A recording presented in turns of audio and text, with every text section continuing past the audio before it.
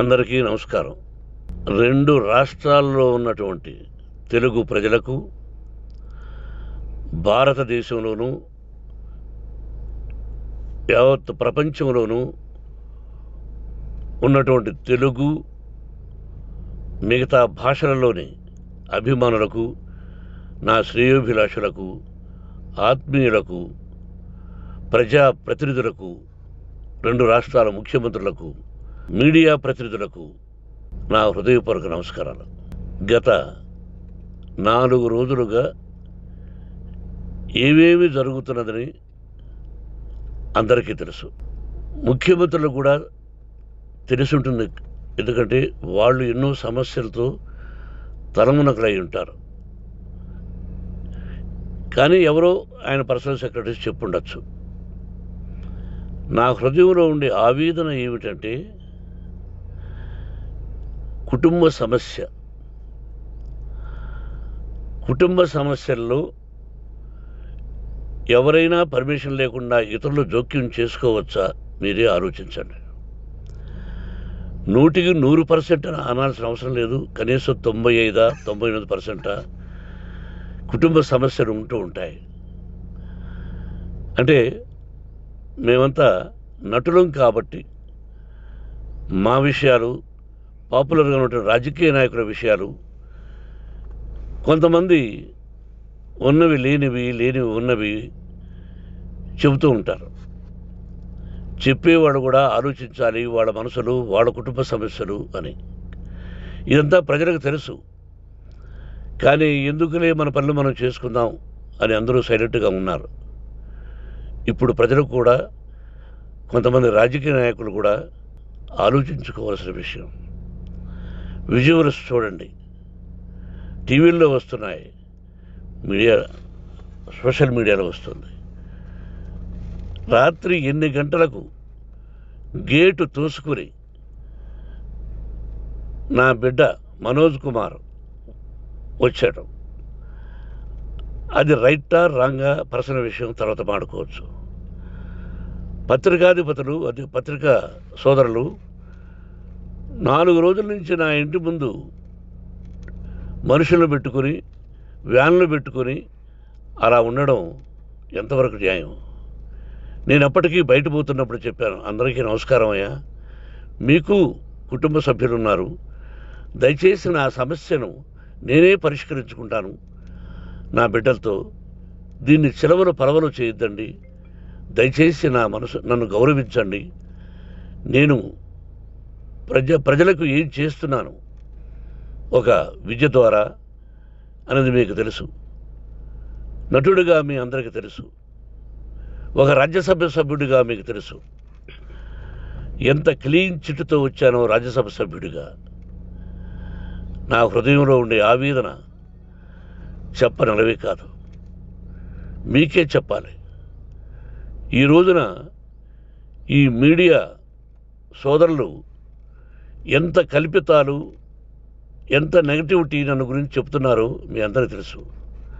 దానికి నేను బాధపడడం లేదు. మీరు ముఖ్యంగా తెలుసుకోవాల్సింది, రాత్రుల్లో గేటు తోసుకుని, గేటు పగలగొట్టి పర్మిషన్ లేకుండా ఎవరైనా రావచ్చా? మీరే చెప్పండి. వచ్చిన వాళ్ళు అందరూ మీడియా సోదరులా, లేకపోతే ఇంకెవరైనా నా మీద పగ, రాగద్వేషాలతో ఏదో ఒక ఛానల్ చేతులు పెట్టుకుని అలా వచ్చి ఉంటారేమో సందేహం. కానీ వాళ్లను కొట్టాలని, తిట్టాలని మనసా వాచ దైవ సాక్షిగా నేను అలా ఆలోచించేవాడిని కాదు. ఎందుకు? వాళ్ళు ఉద్యోగస్తులు, నేను కూడా ఉద్యోగస్తునే, అందరూ కూలివాళ్ళం. భగవంతుడు ఇస్తుంటాడు మన కూలి. ఎవరికి ఏమిటి అనేది ఆయన నిర్ణయిస్తాడు. ఇది మీ అందరికీ తెలుసు. వాళ్లకు నేను చెప్పినా వినకుండా ముందు నమస్కారం పెట్టాను. అయినా అతను నేను కొట్టామనే చెప్తున్నారు తప్ప, మైక్ తీసుకెళ్ళి నోట్లో పెట్టాము, నా కన్ను పోవలసింది. కన్ను పోయి ఉంటే అప్పుడు నేను కేసులు పెట్టాలి. అది నా కన్ను పోలేదు, కొంచెం తగిలింది కంటి కింద, నేనే ఎస్కేప్ అయ్యాను. లేకపోతే నా జీవితం గుడ్డిదయ్యేది. అతనికి తల కాదు చెంప మీద తగిలిందన్నారు. ఓకే, ఆ చీకట్లో ఎలా జరిగిందన్నది వాస్తవమే. మైకు లాక్కోవడం, వాడు నన్ను కేకలేయడం, ఆ దీనిలో ఘర్షణ జరిగింది. నేను కొట్టిన దెబ్బ అతనికి తగిలింది అన్నారు. దానికి హృదయపూర్వకంగా బాధపడుతున్నా. అతను నాకు తమ్ముడే. ఒక తల్లి బిడ్డలం కాకపోయినా I love them, I like them. అటువంటిది ఈ రోజుకి బాధపడుతున్నా నేను. అయ్యో, అతని భార్య ఎంత బాధపడుతుందో, అతని పిల్లలు ఎంత బాధపడుతున్నారో అని నేను ఆలోచిస్తున్నా.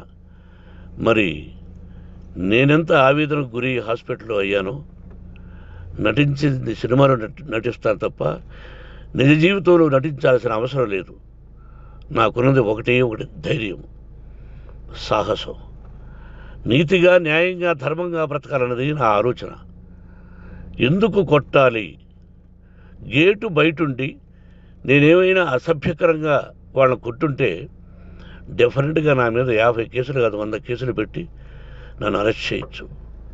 లేకపోతే నేనే పోలీస్ స్టేషన్కి పోయి, అయ్యా, ఆవేశంలో నా ఇంటి బయట ఉన్న వాళ్ళను కొట్టాను, నాది తప్పే అని పోలీస్ స్టేషన్కి ధైర్యంగా పెడతాను. కానీ ఇంటి లోపలికి వచ్చి నా ఏకాగ్రతను, నా మనశ్శాంతిని భగ్నం చేశాడు. ఆల్రెడీ నా బిడ్డ చేస్తున్నాడు. అయినా నీ కన్నబిడ్డ, ఎప్పటికీ నీ కన్నబిడ్డే. ఏదో ఒక రోజున న్యాయం జరుగుతుంది, మేము కూర్చొని మాట్లాడుకుంటాం. దీనికి మధ్యవర్తులు అక్కర్లే. కుటుంబ సమస్యలకు బయట వాళ్ళని పిలిపించి ఇలా చేయండి, మీరు ఇలా మాట్లాడండి అని చెప్పక్కర్లే. కట్టుబట్టలతో మద్రాసుకు వెళ్ళేవాడిని. ఆల్రెడీ మీకు చెప్పాను. పైసా లేకుండా కట్టుబట్టలతో, చెప్పులు సగం కింద అరిగిపోయి అలా వెళ్ళినవాడిని.